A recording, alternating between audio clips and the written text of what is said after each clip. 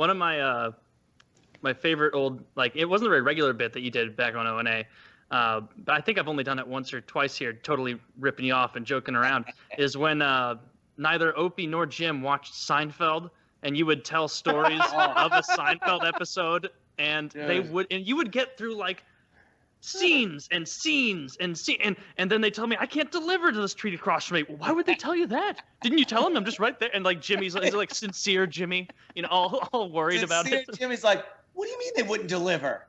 I'm like, I was on the wrong side of the street. The street was the border, and they wouldn't come up. Like, all that shit, I loved doing it because I've been just the hugest Seinfeld fan. So I know every little nuance to the stories.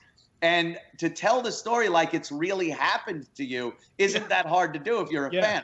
The hardest part of it was watching Travis in the booth, because Travis is another just insane Seinfeld fan who knew exactly what I was doing. And he couldn't look at me. Like, if I made eye contact with him, I'd start laughing. But to see Jimmy so sincerely getting annoyed by what had happened to me was just insanely funny. He would be like, fucking assholes.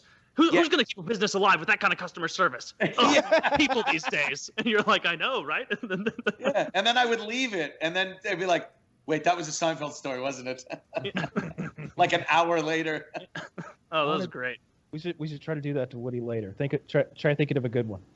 Oh, well, Anthony would be the one to do it. He doesn't watch the Seinfeld. Well, he doesn't remember the details. Like he may have like skimmed it, like he multitasked. But whereas I've watched every episode like 8 or 9 times. Like I watched it when as a kid. Like I fucking live and breathe that show. We were joking about Mr. Marbles earlier. Like every time we hear like a noise in the house, like Mr. Marbles? Mr. Marbles? Yeah. That show just never gets old. I probably rewatch that entire series at least once a year.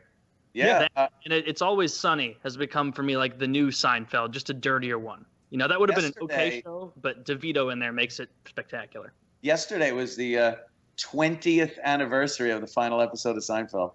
20 doesn't seem like it. I watched that. The final episode.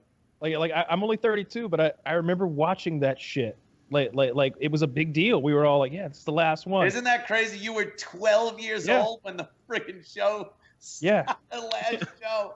My parents let me watch anything. I can remember like in the 5th grade, I watched X-Files growing up a lot. And I remember going into my 5th grade classroom and like I sat next to the teacher and I was like, did you see that episode last night? And it was the Peacock episode called Home, where there's this band of incestuous freaks who are like fucking their mother.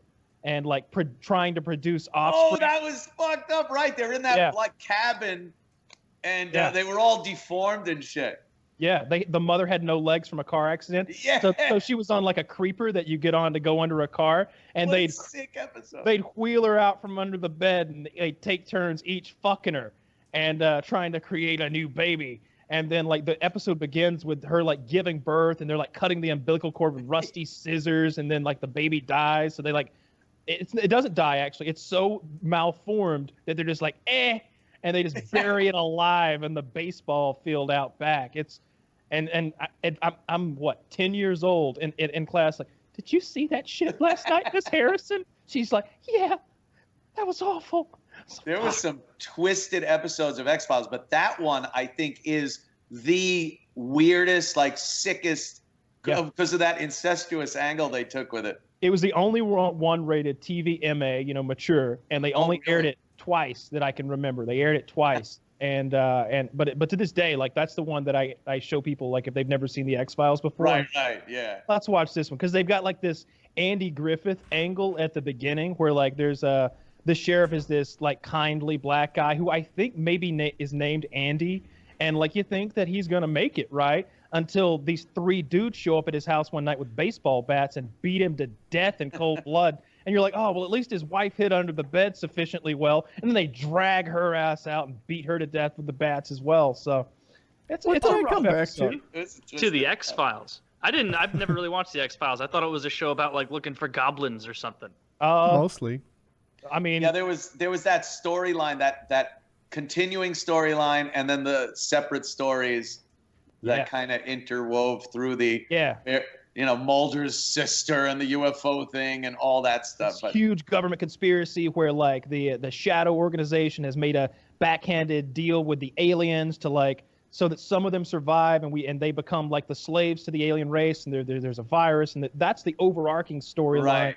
But there's monster of the week shit that Yeah, there happens, were like standalone episodes that you could just watch as kind of a weird thriller. Yeah. Yeah, very good show. I fucking love I liked it. Yeah. I always I, want to fuck Gillian Anderson so bad.